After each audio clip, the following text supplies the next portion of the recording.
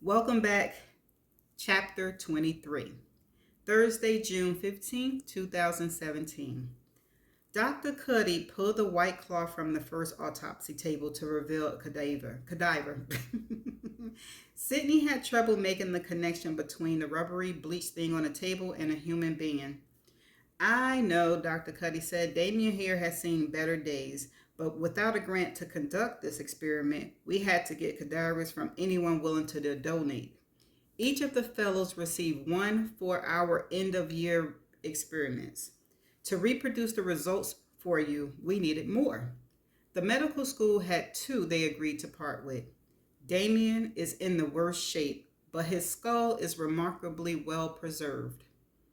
Dr. Cuddy turned to the other table and whisked away the white sheet like a magician pulling a tablecloth free from a china lined dinner table. This is Martha, also not in great shape, but again, her skull is perfect for our purposes. We also have sin bone models if we need to run an exercise twice, because once we crush Damien and Martha's skull, well, we can't really do it again. Sin bone? A polyurethane, I know the word, but a polyurethane model of a skull. It reacts almost identical to the cranium, minus the vascular systems, of course. But for the purpose of our experiment, we're interested only in the skull fracture. So we'll use the cadavers. Why am I having a hard time pronouncing that word? Cadavers to reenact the assault and then reproduce the results with sin bone models to confirm our findings. That'll be more high tech, and we've got a whiz upstairs who can create a computer model for you on what is happening with the skull during the impact. He'll show you the exact method by which bone fractures and the concussions were radiant through the entire cranium and brain. Perfect, Sydney said. Which episode will this air on? Dr. Schultz asked. Probably episode 4, if I can cut it in time, Sydney said. With my fellowship, I haven't watched much television in the last year or so, but damn if I'm not hooked on your Grace Abode special. Sydney smiled. Thanks. So, the theory from Julian Chris's autopsy, Dr. Cuddy said, was that his skull fracture came as the result of blunt force trauma. By definition, this type of injury is produced by low velocity impact from a blunt or dull object, or the low velocity impact of a body against a blunt surface. So something that is non-jagged and not sharp, moving at a particular velocity that is considered low, struck the skull. In Julian's case, the argument was made that a boat oar, specifically a paddleboard oar, was used to strike him from behind. Dr. Cuddy leaned down on the other side of the autopsy table and produced a long, crusty-looking wooden oar. According to the autopsy report, this is the same brand and make of the oar in question. Sydney cocked her head. Where did you find it? The Office of the Chief Medical Examiner has an extensive database from our 2 analyst guy. We've got a guy who knows just about everything about pretty much any device ever used as a weapon. He pulled this oar up on the database and went hunting for one at Play It Again sports shops around the state. Found this beauty the other day. Sawyer no longer manufactured these. Dr. Cuddy held up the oar. They're heavy and wooden. Over time, they became waterlogged and chipped. The newer ones are much lighter and made of composite plastic. Can I? Sydney asked, holding out her hand. Sure. Sydney took the oar, surprised by its weight and length, at least 5 pounds and more than 6 feet. She lifted it over her shoulder to see what it would take to swing it. A surge of adrenaline filled her body as she thought of Grace Sabot doing the same. Tim, Dr. Cuddy said to her colleague, pointing to the spot in front of her. Dr. Scopes walked from around the autopsy table and stood with his back to Dr. Cuddy. The theory, Dr. Cuddy said, taking the oar from Sidney, was that the perpetrator approached the victim from behind and swung the oar on an oblique plane. She pantomized the angle at which it was surmised in the autopsy report that the oar had struck Julian's skull. Sidney watched Dr. Cuddy imitate the lethal blow and made a mental note to talk with Leslie Martin and see about creating an animated reenactment of the assault. Here's the problem with that theory, Dr. Cuddy said. First, the skull fracture was stellate in nature. That means it came from a single source of impact and then spread outward, like dropping a heavy object on a thin sheet of ice and watching the fissure spread through it.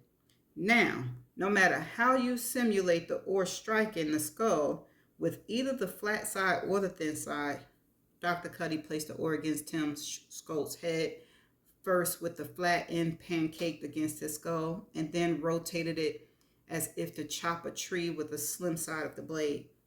It is impossible for this oar to cause a stellate fracture in the pattern found on Julian's skull.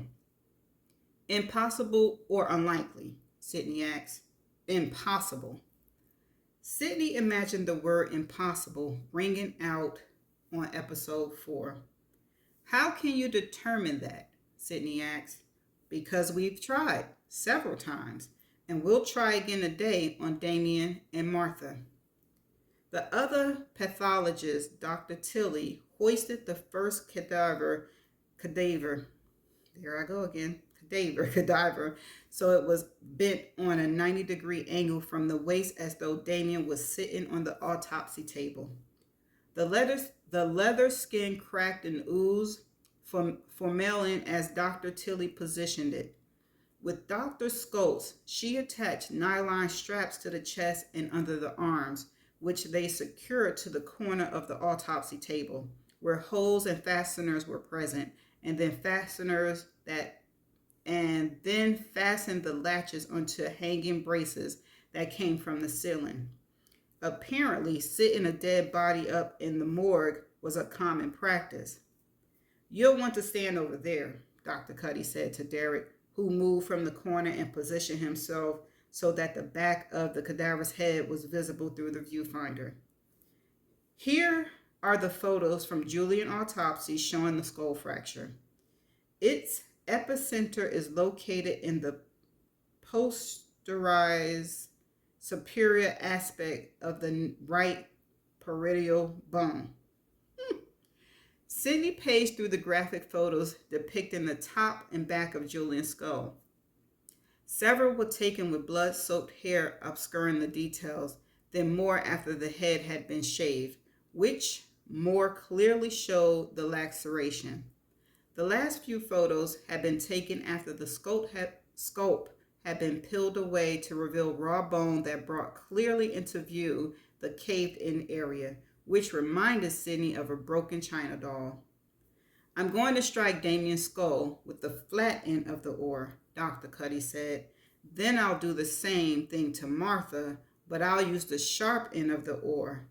Now, of course, in this experiment, we are creating post-mortem fractures, which vary greatly from perimortem fractures. But we're not studying the blood pattern, skin lacerations, or the angles of the fractures.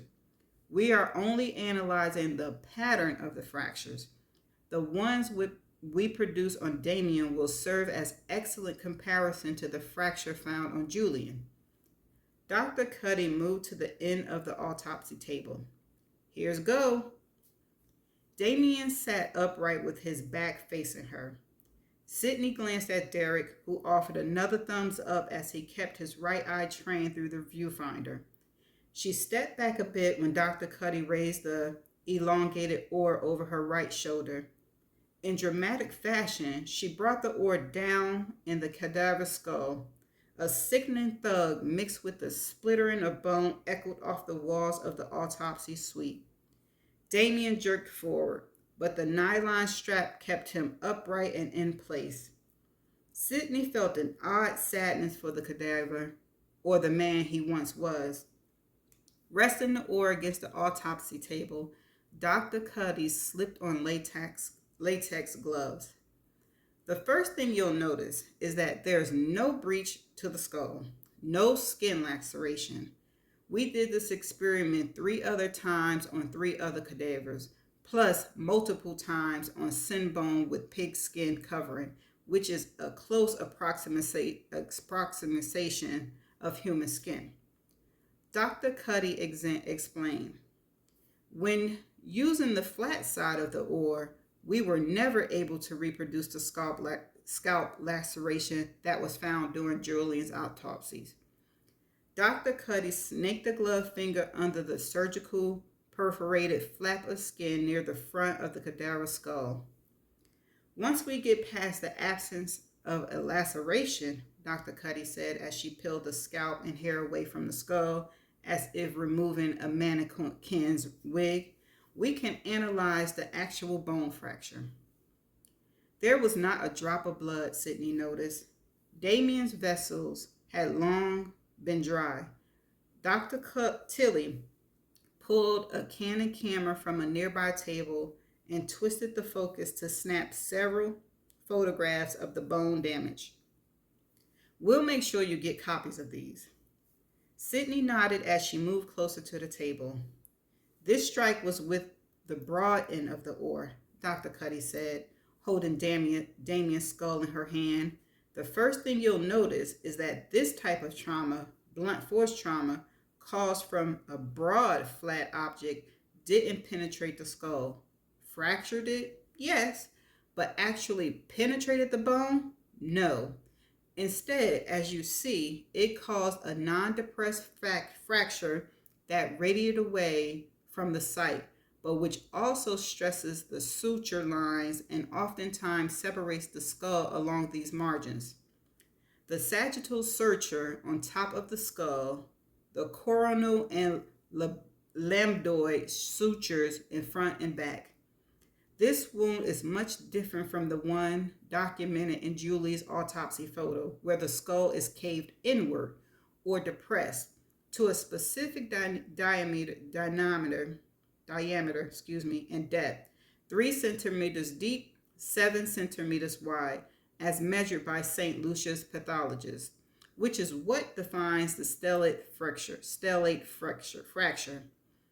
We will repeat this many times on the sin bone model with slow motions and still shots to demonstrate that the flat end of the oar could not have caused Julian's skull fracture. Dr. Cuddy looked at Sidney. So that leaves the edge of the oar. Dr. Tilly and Dr. Scholz moved to the cadaver named Martha and positioned her with straps in a similar fashion as they had Damien until the body was sitting upright.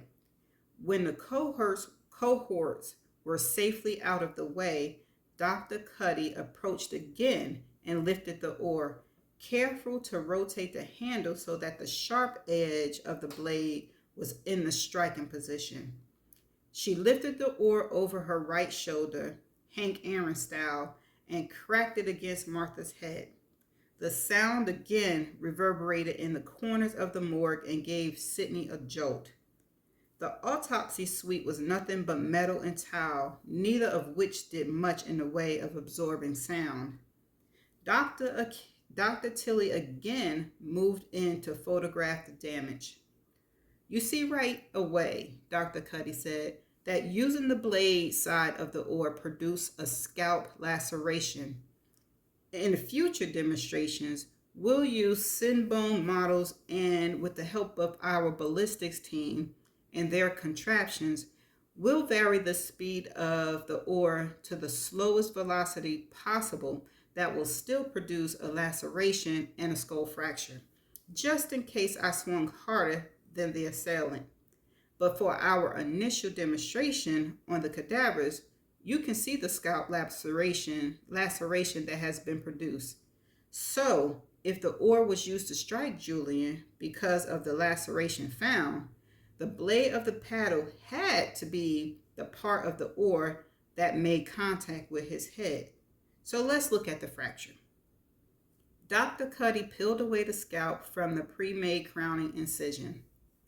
As you can see, a different fracture pattern as compared to Damien's where the flat side of the paddle was used.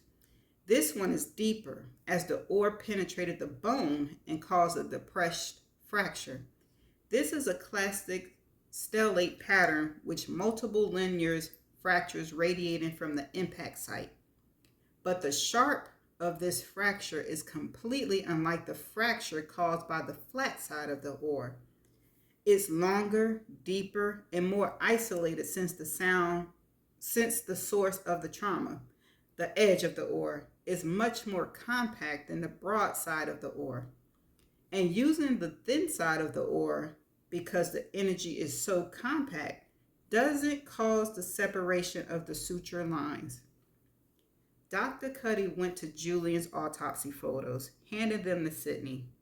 In the pictures, Julian's scalp too had been husked away to reveal bare cranium. Even an untrained eye can see that neither of the fractures were just produced, either from the flat paddle or the blade. Match what was found on the back of Julian's skull. And since we've determined that the flat side could not have caused the laceration, we have to assume the blade caused it. And this assumption can be easily dispelled by simply measuring the length of the fracture, Dr. Cuddy said. Remember, Julian's skull fracture was measured to be 3 centimeters deep and 7 centimeters wide. No matter how many times we repeat this experiment, which we've done on 4 different cadavers, as well as multiple times on a Sinbone model, the length of the fracture when using the blade of the paddle has never been less than 4 inches or 10 centimeters. Dr. Cuddy looked at Sydney as Derek zoomed in on her face. Bottom line, there is no oar on this planet that could possibly have caused Julian's skull fracture. Sydney was silent as she stared at the 10-year-old photos from the autopsy that helped convict Grace. She looked up from the photos. If you can say for certain in your medical opinion that the paddleboard oar did not cause Julian's skull fracture, do you have an opinion on what did? Dr. Cuddy shook her head. Not on the actual object, but I can make a conclusion about the object. It was much smaller than the boat oar. It was wrapped in organza. Organza? Sydney asked. It's a type of nylon. Dr. Cuddy pulled Julian's autopsy report from an empty table and flipped through it, then handed the earmarked page to Sydney. She ran her finger down the middle paragraph. The pathologist in St. Lucia's documented that organza fibers were discovered within the scalp wound. No wood fragments, incidentally, which would be expected if a wood oar had been used. Instead, nylon fragments. Sydney blinked a few times. So whoever struck Julian did so with an object wrapped in what? A nylon bag? That's a much stronger conclusion than a wooden oar. Oh yeah, Dr. Cuddy said, picking up the paddle again. Grace is listed as being 5 feet 3 inches tall. So to cause a fracture on this part of Julian's skull, who was listed as 6'2", she would have had to grow a few inches or be standing on top of something in order to produce the angle of the fracture. And one more thing. Grace is documented to be left-handed. Dr. Cuddy held the oar over her left shoulder. Since Julian's skull fracture was on the right side of his head, no matter what she used as a weapon, Dr. Cuddy switched the oar to her right shoulder and made a show of reversing her hand so her right fist was now on top of her left.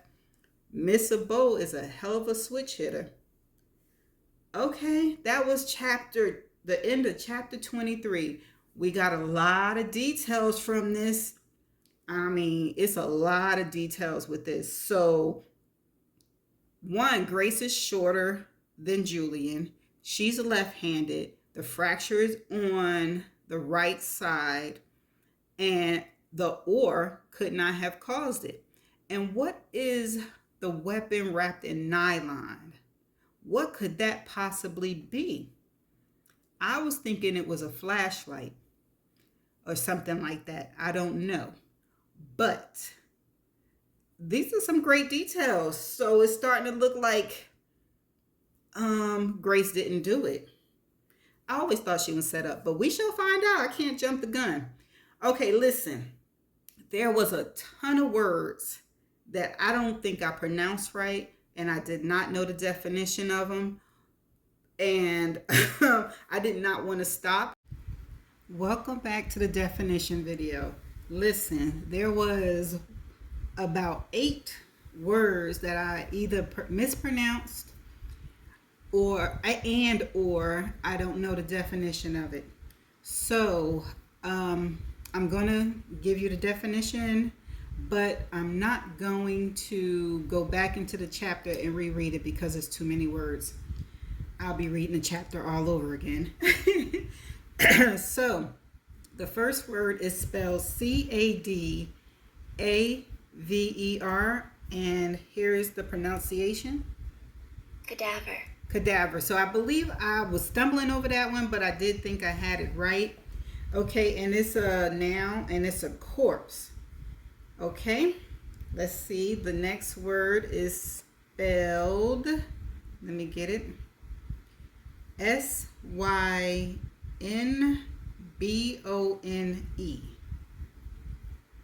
That's not even coming up. It's something to do with healthcare. I pronounced it Sabone. Maybe it is, but it doesn't tell me how to pronounce it. So it's a part of a technology. Okay, the next word is spelled Polyurethane.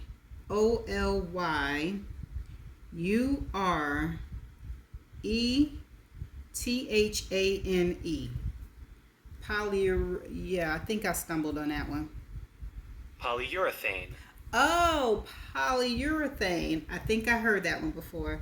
It's a noun, a synthetic resin in which the polymer units are linked by urethane groups, used chiefly as constituents of paints, varnishes, adhesive, and foam. Okay, the next word is spelled Cranium.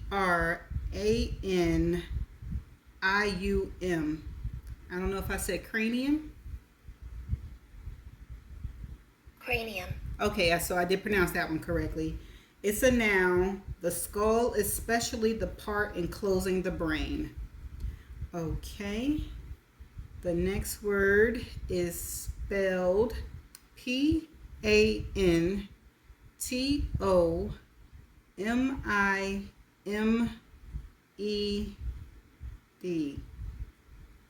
Okay, and this is how it's pronounced. Pantomime. Pantomime. I didn't pronounce that. It's a noun, a dramatic entertainment originating in Rome mime, in which performers express meaning through gestures. A word is spelled Stelate.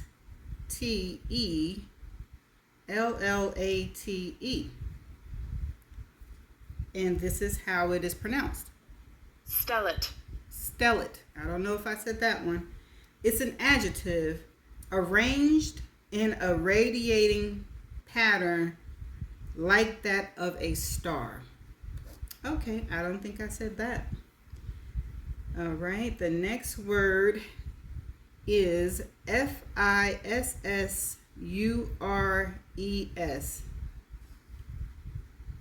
And this is how it's pronounced? Fissure. Fissure. Okay. It's a noun, a long, narrow opening or line of breakage made by cracking or splitting, especially in rock or earth. Okay, so far everything is matching according to where it was used. The next word is formalin.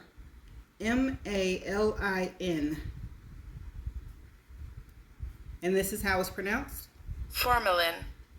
Formalin. It's a noun, a colorless solution of formaldehyde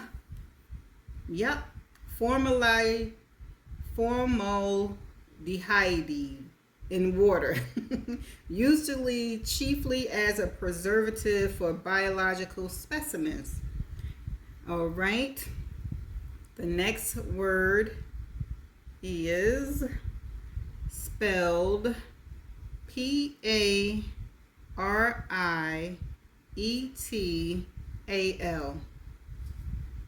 And this is how it's pronounced? Parietal. Woo, parietal. An adjective of relating to, attached to, or denoting the wall of the body or of a body cavity or hollow structure. Okay. All right. The next word is spelled Perimor.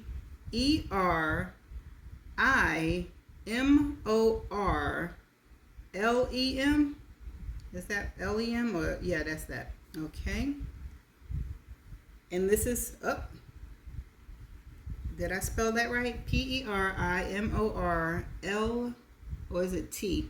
I don't know if it's TEM or LEM. I might have spelled it wrong. Let me see. Is that it?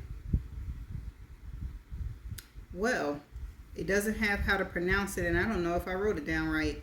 But it's an art or near the time of death. That's the one, TEM. Okay, the next word is SAGITTAL. And this is how it's pronounced? Sagittal. Sagittal. Adjective, relating to or denoting the suture on top of the skull which runs between the parietal bones in a front to back direction. Did I have the, oh, that's the same word I just had? Not had, but parietal is a word that it was a definition. Okay, the next word is CORONAL. And this is how it's pronounced? Coronal. Coronal. I think I might have said that. It's an adjective relating to the crown of the head. And the last word is LAMBDOID.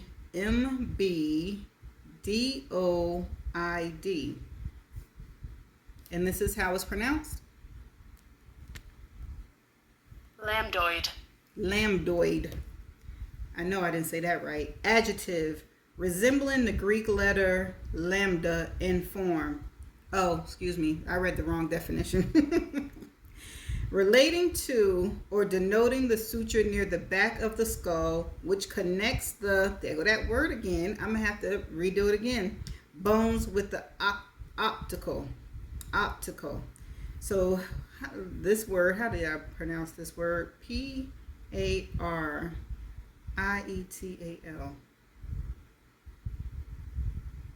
Parietal. Oh, parietal. That's why I couldn't remember. Okay, so that's the end of the definition video. I don't know how many words that was. It had to be more than 10, but it was a lot of words. So I'm going to just see y'all in the next chapter. Bye.